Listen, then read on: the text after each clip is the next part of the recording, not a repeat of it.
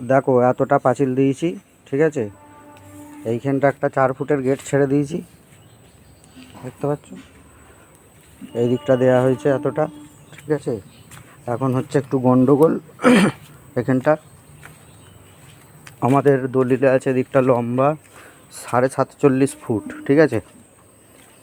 তো এটা নিয়ে গন্ডগোল হচ্ছে, পঞ্চায়েতে দরখাস্ত দিতে হবে মাপজোপ করার জন্যে।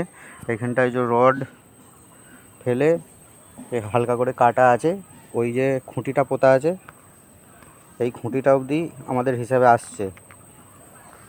কিন্তু ওই যে জায়গাটা মিউটেশন করা হয়নি, এটা দেয়নি বলে এখনও ওইটার জন্য আটকে আছে। এখন ওরা ওইটা নিয়েই জোর ফেলাচ্ছে যে এদিকটা যৌতর পড়ে আছে, এদিকটা পাঁচিল দেওয়া যাবে না। এই নিয়ে এখন গন্ডগোল চলছে। পঞ্চায়েতে দরখাস্ত দেওয়া হবে, আমিনকে বলা হয়েছে, মাপজোপ হবে, তারপরে কাজ আবার স্টার্ট হবে, ঠিক আছে। এখান থেকে এই যতটা হাইটে পাঁচিল দেওয়া হয়েছে 3 ফুট দেওয়া হয়েছে। এই যে ইট বালি, এখানে পাথর এখনও রাখা আছে, 3খানা সিমেন্ট আছে।